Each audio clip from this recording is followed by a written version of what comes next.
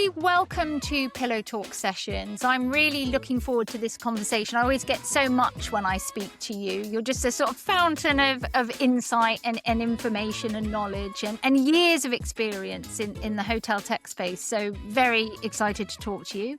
But before we crack into our conversation, Uli, can you give our audience who may not already know you a brief overview of yourself, but also about Apaleo as well? Sure, absolutely. So I'm Ulrich Pillau. I'm one of the co-founders of Apaleo, a tech-based company in Munich. We are doing a technology platform for the hospitality industry, a PMS platform where actually modern hotel groups can run their digital tech stack on. So it's a company we founded. It is 7 years old and it's growing very quickly around the world.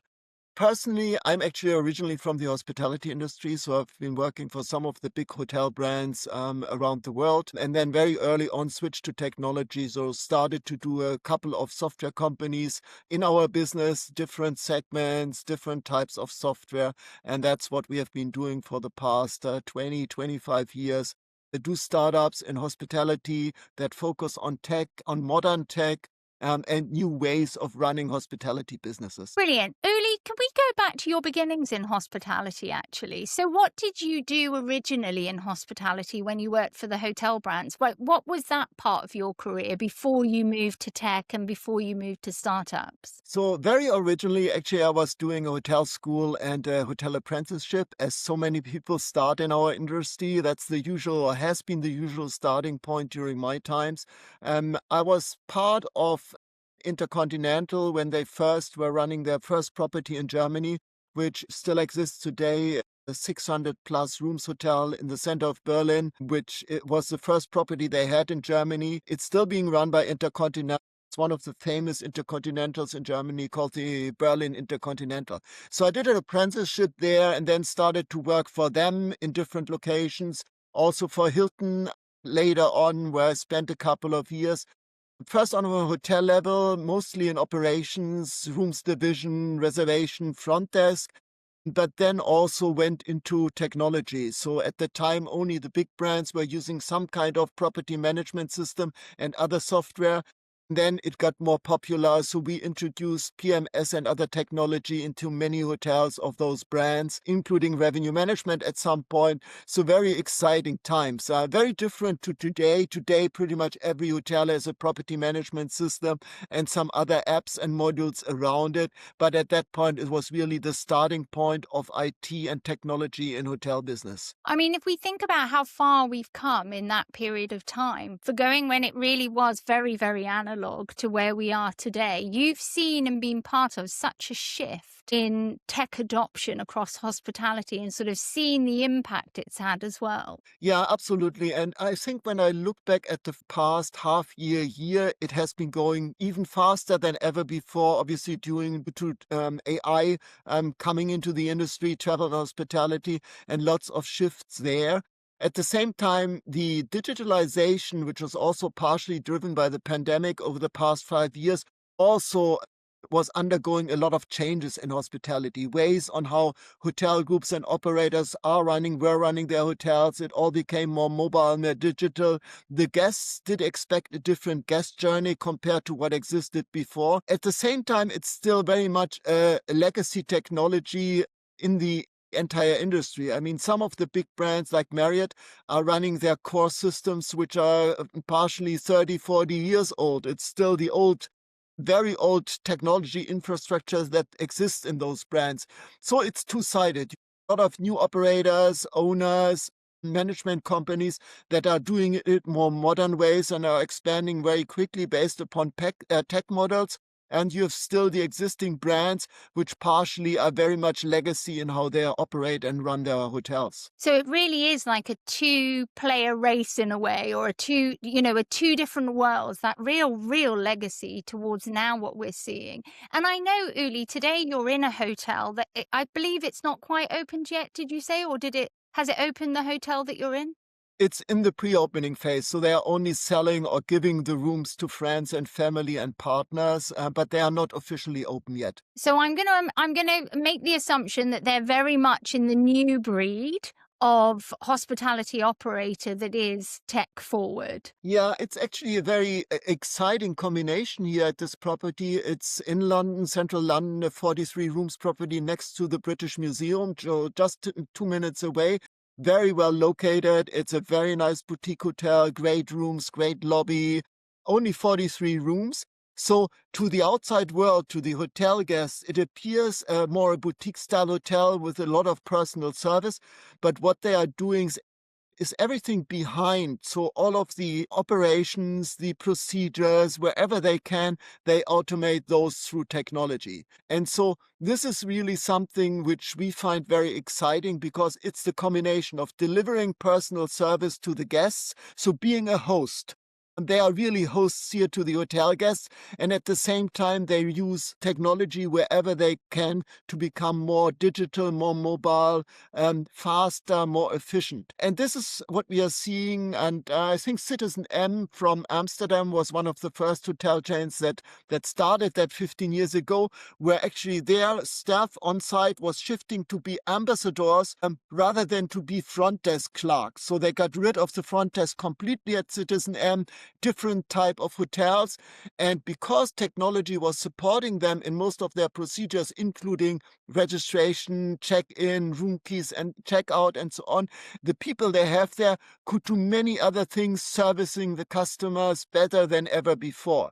And this is a model which is still in the early stages with most of the hotel brands, where you come, lots of them operate very traditionally, but we have a few players in Europe and other areas which do it in a much more modern way. I mean, Citizen M was so ahead of its time doing that real kind of service model of staffing or using staff in a very non-traditional way. Feels so sort of ahead of its time. But we're seeing more and more of this, aren't we? That sort of, it's that what you call the autonomous hospitality, where you've got a lot of the operations now automated, but then that does free up the staff. And we talk about it a lot, don't we, in hospitality, that it frees up the staff to then do the human-centered stuff. The what you called hosting, that making sure that people have a good stay and comfortable and welcomed and that kind of thing. And I do see the technology support there in different ways that kick in. One is obviously everything which has to do with guest-facing things. So the guest journey, when we traditionally look at hotel groups are running that, it's very old-fashioned and it's not a nice experience. So you go to some website, then you compare prices because they are cheaper on Booking.com or Expedia. You do research, then you book on one site, then you have to enter your data there, and then you have to enter it again when you come to the hotel. And when you come to the next hotel of the same brand, they ask you for the same information again. So I think because a lot of the technology today is operating in silos, different systems, data is not crossing, it makes it very hard to provide a good guest experience. When I look at some of the more digital players, actually their guest journey is very impressive. And when you look at what the hotel guests say is they rate often those groups and those operators higher because the experience they have in a digital, more mobile way is far better from what they know from the other operators and groups. So I think this is one side. The guest journey can be working throughout all touch points in a very nice way, including payment, by the way, because this is what lots of people forget about. The payment needs to be part of the core guest journey. And then when you arrive at the hotel, you're pre-registered. You don't need to give all of the information anymore. You don't need to stay in line to check in, to get your room key. And all of that is possible via a great guest journey today. So this is one side of it. That's really when it comes to the guest. And the other thing is, when you go to a typical hotel and take a serious look at how much manual procedures are still existing in the back office of such a hotel, it's incredible. The hotel front desk and reservation people and revenue people are spending often hours and hours on manual procedures that can be easily automated. So for me, autonomous hotel is not don't serve the guests with good service by people. It is more how you can free up hotel staff and employees to serve the guests better in all areas of a hotel business. So that's the two areas: efficient back office automation through technology, and then guest-facing guest journeys that work much better. And I think this is actually going nowadays even much faster than ever before because AI is kicking in. So people are shifting the focus on how they search for travel, search for hotels, destinations in a completely different way than it happened in the past. And this for me will be a big disruption in the entire travel and hospitality industry because people are getting used to have confidence in ChatGPT and the likes rather than how they traditionally looked at hotels. I really want to come back to that point, Uli, because I think it is such an important shift that's happening in that discoverability and how we buy, the hotel product. But I just want to come back to something that you said and then reflect something to you. So traditionally, because staying in a hotel is such an analog experience, it's a physical experience. The guest journey typically would just be about the stay. But really today, it's seeing that whole, everything from search and discoverability right through to thinking about before you come, the relationship that a hotel can have with a guest before they even arrive, to checking in, to the stay and payment, to post-stay as well. Like a guest journey is much more like a digital customer journey today than it ever has been before, which is important. Now, something else I want to talk to you about, Uli, is in writing my book, Tech-Enabled Hospitality, you were one of the kind of the core voices that I interviewed for it and gave some great insight. And you talked a lot to me about culture and the culture shift that is required for tech adoption and becoming really tech enabled from that operation side and the experience side, and around how important it is for leadership to really buy into it and seeing technology as a strategic play, not as a sort of tactical tool play. And I wonder if you could talk a little bit about that and how important that is today to see technology strategically as a cultural business thing. Yeah. And actually, it's the same thing when you talk about us, about tech companies. What initiatives you want to drive, you have to drive them with the full team and make sure everybody is on board. And for the hotels, one of the challenges is that hotel business was always operated the same way. The same thing hotel groups and hotels have been doing for the past 100 years, 50 years, whatever it is, that still exists today. And that makes it really hard for the people to think differently. So from our perspective, when you look at modern hotel chains that do it in a different way, they would always go and say the top has a different strategy, the management, the creators of that concept, and they have this in mind on how they want to service the guests and how they want to operate the hotels. And if that vision is being set correctly and is adapted throughout the organization in all parts, then it will work. Otherwise, it wouldn't work. If it's just for a hotel chain to replace their old on-premise PMS by a more modern cloud PMS, that wouldn't change anything. It's the same type of procedures, processes they'll still try to use. You have to have a mind shift in being more digital and saying, I want to run it in a different way. I want to provide a different guest experience. I want to allow this and this and this to happen. And these things should not take place in my hotel anymore. And often that comes to the point where you say, what is actually the product you're having? So it starts with a vision and a strategy, and then you go and say, this is the accommodation product you want to place in a market, and it has to look like that. The rooms should be looking like that. The guests, which I expect should be those guests, to raise the right expectations with these guests, because still today you have lots of people that want to go into 5-star deluxe properties, and then they are better off to go to a Mandarin Oriental or Ritz-Carlton or whoever that is, and the expectation is being set differently. When people go to a more modern hotel chain like Citizen or Numa or Limehome, they know what they expect. They expect a product which is completely set digital. They will have to do everything in a digital way. I think this mind shift is important to put it as part of your strategy and communicate it throughout the entire organization. And when you look at, for example, what Citizen Dem did since day one is they said, actually, the guys we want to work with in our properties as ambassadors, they won't be hotel people. They won't be people that have had a traditional hotel education, but they can come from any industry. because their focus is not on trying to type in a million things into a PC or into a laptop, take credit cards, run the credit cards through point of sale machines and so on.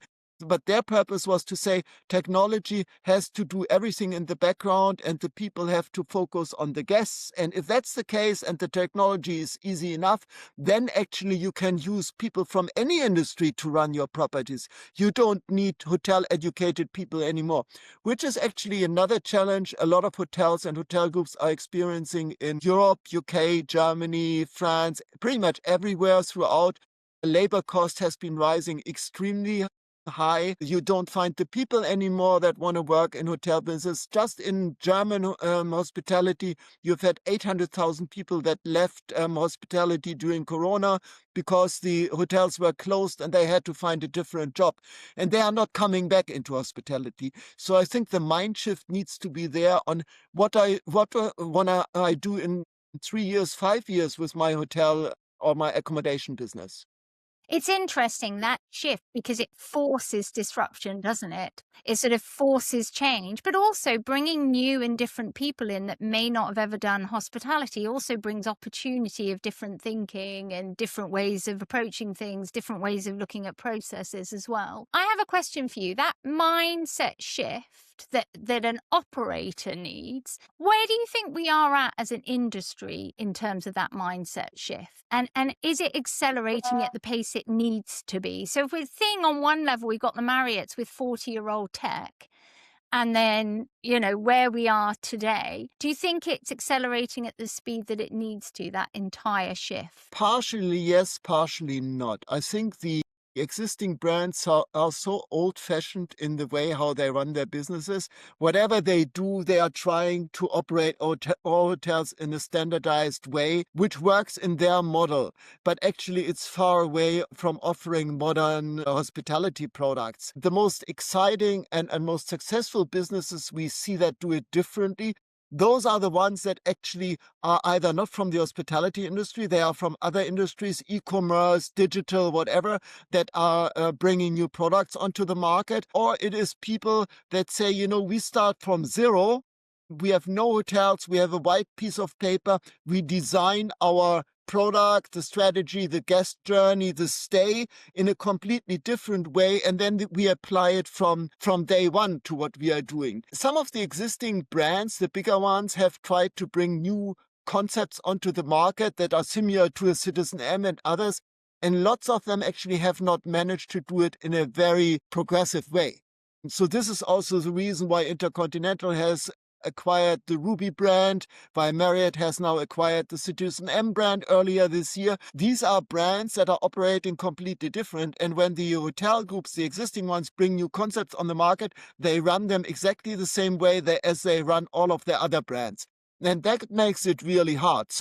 The most successful and best businesses digital-wise we have seen with new people coming into the industry and say, we will run it digitally. We create a new product. We create a new strategy with it. We create the expectations for the guests, and then we operate it in our way.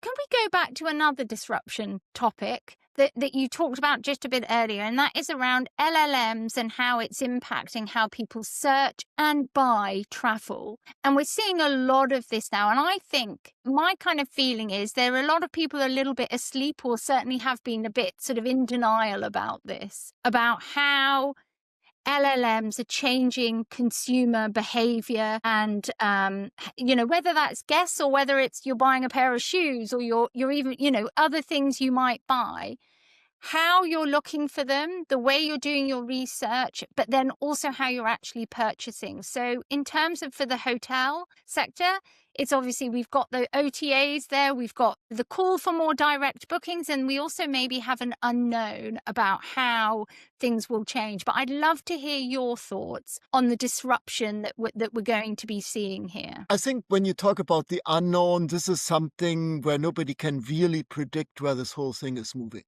I mean, we are seeing lots of trends, new things coming onto the market. We see that especially the younger generation are shifting their trust. And when I say shifting their trust, that means our generation and some other generations were still looking up hotels in a different way. They were planning their travel in a different way. There are travel agents formerly which existed where people were going to travel agents. Then it was shifting to digital research, comparing prices and travel on websites, Booking.com and Expedia that went into flights and other things than just hotel rooms. But nowadays, actually, especially the younger generation, they are getting used to consult ChatGPT and the likes for anything. They go there and say, whatever they want to do, they ask ChatGPT, and they trust the responses. So some of these will also have a huge impact on how quickly the research for travel, trips, holidays, business trips, whatever is shifting, and that will go faster than everybody might think. I mean, I'm in technology, have been in technology for the past 30 years, but the what I've seen happening over the past year and then over the past 6 months and now over the past 6 weeks has been faster than anything before. I think when you look at MCP servers and how that's all coming on board, that will cause a huge disruption because the models will change completely. Suddenly, you won't have data sitting in silos anymore, but agents are starting to talk to each other. And when agents are starting to talk to each other, that means actually any information you want to get as a hotel guest, as a traveler, but even as a hotel employee, you can get much faster and in many different ways. So for me, that will be a big shift, which is already ongoing. And we see some people that are, again, front runners and lots of people that are standing still and don't know what to do. And I think that's the worst at this place. But also, which is actually interesting, is that a lot of the accommodation businesses in our industry, they don't have the technical infrastructure to even support or try or test or pilot MCP or agents or things like that. They are still stuck in old infrastructure technology with different software pieces in silos. So for those operators, it will be very hard to move forward faster. A good infrastructure and open systems and platforms will allow to move much quicker in this area as well. So it sounds like the most important thing then is to make sure that the infrastructure is there and you've got those systems there to be able to do it. Otherwise, and also it's overwhelming, isn't it, for hoteliers to be thinking about, right, how do we move forwards here? That's definitely something, but it's actually more than that. It's also with the current technology and AI available, you can actually try out many more things than you could ever before and much faster.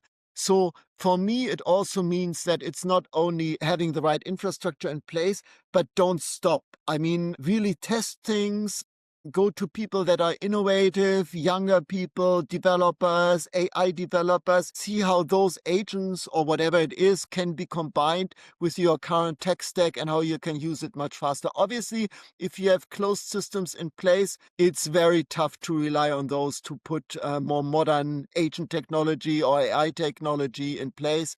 That in many cases will not work. However, there are still ways available to make it happen, but people that have an open infrastructure, open platforms can move much faster there. They can always talk to Apaleo as well if they're looking for a solution as well.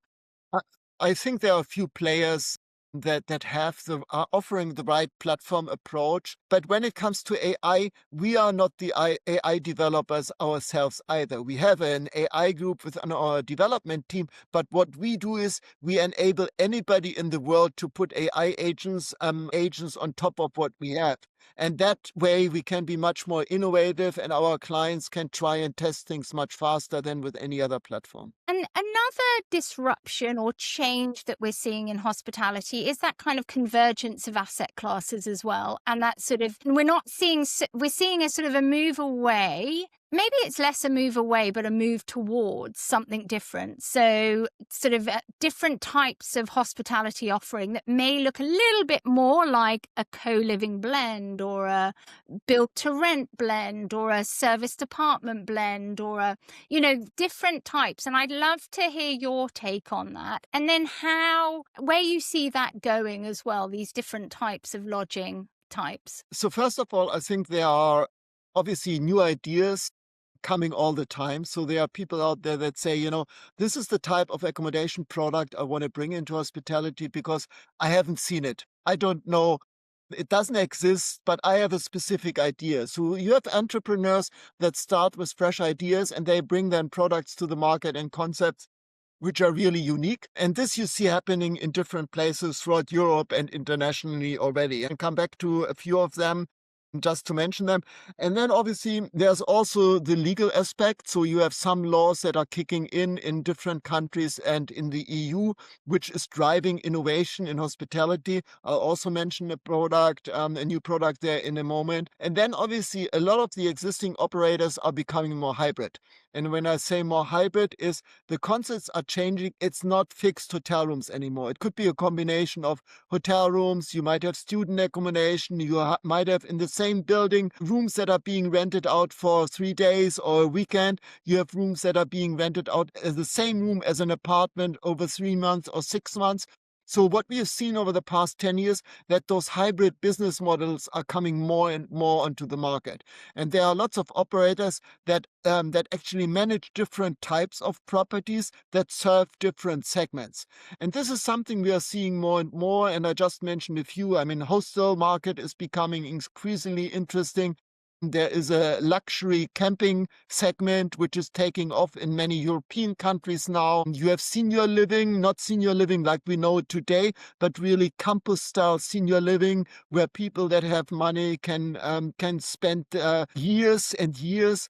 And they will have an offering which ranges from restaurants, bars, cinemas, sport facilities, anything you could imagine. So it's a different type of senior living we are seeing coming on board. And coming back to the legal side, I mean, one good example would be in Germany or in the EU, actually, as of January, a new law kicks in that truck drivers that are driving throughout Europe all the time, they are not allowed to stay in their cabins more than one night. So before they were spending weekends in their cabins where they couldn't drive through on the roads. And nowadays, the new law says they have to spend more than one night. If they stay somewhere, they have to spend at a hotel room. And so there's a new model coming where along the highways in Germany, operators are putting kind of luxury cabins or reduced hotel rooms, whatever you want, with a complete digital guest journey where the truck drivers can book the cabins online. They pay them online. It's not very luxurious, but they have everything they need. And for those businesses, for example, truck driver or transportation business, they couldn't afford to pay hotel rooms for their truck drivers because it's such a small margin. So this type of thing is coming all over the place, and we see lots of exciting developments. There's a German operator called Live.Rouse, an ex-Airbnb guy who founded it a couple of years back, and they are putting individual luxury cabins into the nature. So you go to somewhere, to a lake, to the mountains, to wherever, and you find one luxury cabin, which you pay a good price for, but it's very nice bed, very nice living room. You have anything you need, a bathroom. You'll be served actually food from some of the partners they have that are doing kind of the service there on site. And it's taking off extremely quickly. So this type of new development we see in different market segments. It's in many cases hybrid. And I was meeting a CEO of a new concept here in London today. They are putting right in the center of Covent Garden, they are putting 560 pots into a building. Wow. With Japanese-style pots, Yeah. which are in a very central location. Younger people will go there to party, and they pay just then a reduced price per night for a nice cabin. So different ideas that are coming onto the market. Yeah, no, that's interesting. And almost all of those, well, actually, all of those work perfectly, very, very well with the autonomous hospitality as well. And they have to. I mean, Yeah. there's no way you can do it differently. And when you look at our children, they wouldn't do the old style hotel travel anymore anyway. They want to have everything online. They are used to it from all of the tools they are using. So unless they actually don't want to speak to people at the hotel anymore. So unless they can do their whole travel They don't digital, want to speak to anyone. yeah, that's another problem you have sometimes. I'm actually taking my daughter to Japan next year, and her wish list is to stay in a pod hotel. So we probably don't have to go there. We could just go to London and stay in Covent Garden. But just back to all of this changing the business models, if you like, and having kind of complex different business offerings makes it extremely complex, especially if you are looking at different market segments. So if you're looking at senior living for a later living product, but then you're also looking at short stay, a hospitality kind of offering, it's far more complex in a way than it might have been if it was just like, we're a hotel, here we've got X amount of rooms and we do this type of customer. So how do you see that complexity being operationally simplified going forward so that it is a growth model? Yeah, so one example would be short-term rentals. I mean, in the past you had Airbnbs and others, and you were able as a owner to rent your apartment out individually, or 1, 2 apartments. We see this industry also changing quickly. So you have more and more people that are actually growing by operating not 1 or 2 apartments, but by operating 20, 50, 100 apartments. And in order to do this in a sustainable way, be profitable and have a good model, they actually need to streamline their processes. So those operators actually are looking at technology, digital technology and AI, on how they can actually offer the guests a very good journey, a very good experience, but at the same time have the processes in place that support this. Numa, as an example, they are operating in Berlin and other cities quite a number of properties without staff, so it's entirely staffless. But the guest feedback is very good because the guest journey is so good. And the guest journey has to work 100% reliably because there are no people on site that could help you if something goes wrong. So I would say the standardization of processes through technology and supporting the digital guest journey is a key for those. Otherwise, their concept wouldn't be working. They would be switching back to the more traditional type of hotel-style operations, and that is not part of their business model. At the same time, they are then targeting specific customers. So they say, I don't want to be a product for everybody. If you want personal service, if you want to have a front desk, people to talk to, then go to a more 3-star, 4-star traditional hotel where you can do that. But be prepared that the guest journey is not that nice, that you have to queue in line for check-in and check-out.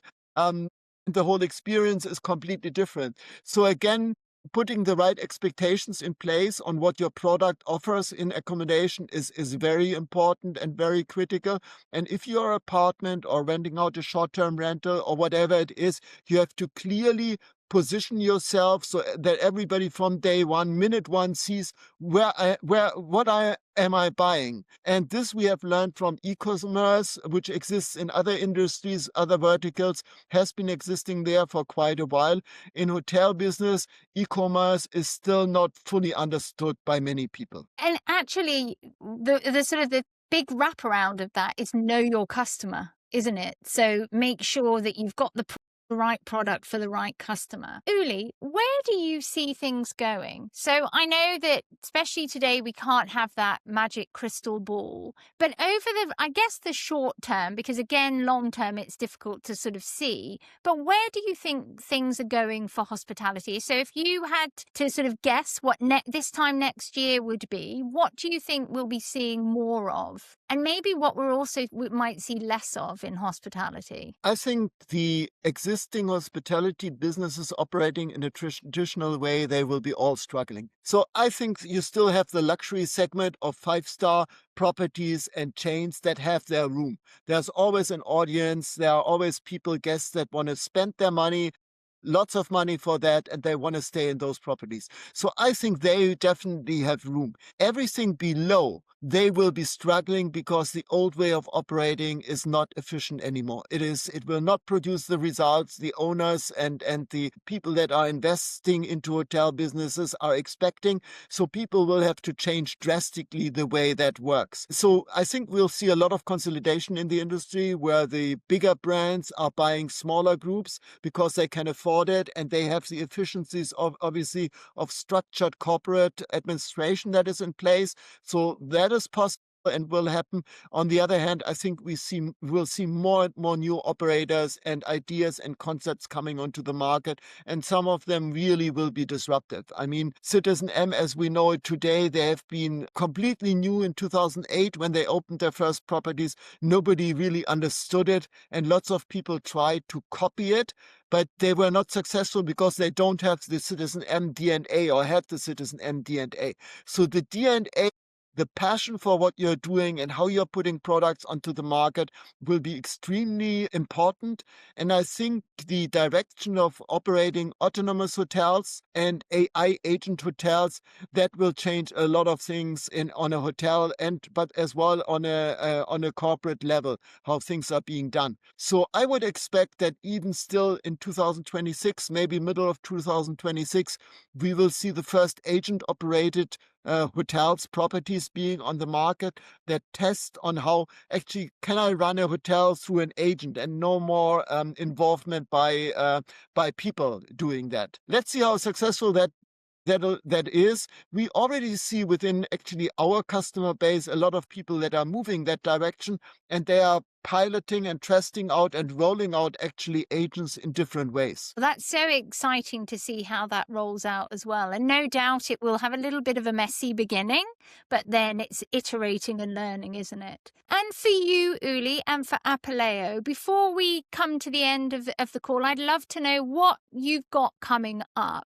And then also, how can people find out a little bit more about Apaleo? I mean, anybody could contact us and look us up via LinkedIn or via our website, apaleo.com. We have a lot of conferences, events where we are speaking and presenting, are being invited to talk about what is technology changing in our industry. Also, people can get in touch with me directly via LinkedIn. So find out. But what's particularly interesting is when you look at the use cases which are popular on our website, you will find actually the different concepts which are there and which do support different ways of running accommodation businesses in all kinds of market segments. So that's a good starting point to get acquainted with what's possible. And then it's obviously for us moving the technology faster than ever. And I think we claim at Apaleo not to be an all-in-one property management system. We would never develop our own apps, modules, components. That's not what we are in for. We rely on the ecosystem of apps and developers and hotel operators out there to do anything on top of Apaleo, put their own tech stacks together. And because we have a unique architecture in our industry, which is API first, very technical, but the API first means as well that we are agent first. And that allows lots of agent developers and programmers and startups actually to come to us, develop whatever they have in mind on top of the Apaleo platform, and then start rolling it out to our customer base. So for us, it's more, we have the transactional backbone to allow anybody to do anything what they want in hospitality. So we sometimes it's said that there's not much innovation because it's difficult to do with the systems that are there. But what you guys are offering is true innovation and for the industry as well. So thank you, Uli. Thank you so much for coming on the podcast. It's always a pleasure to speak with you, and hope to have you back on maybe in 6 months, and we can talk about the sort of the first agentic AI hotels. Yeah, we will. Thank you very much, Jessica. It was an absolute pleasure.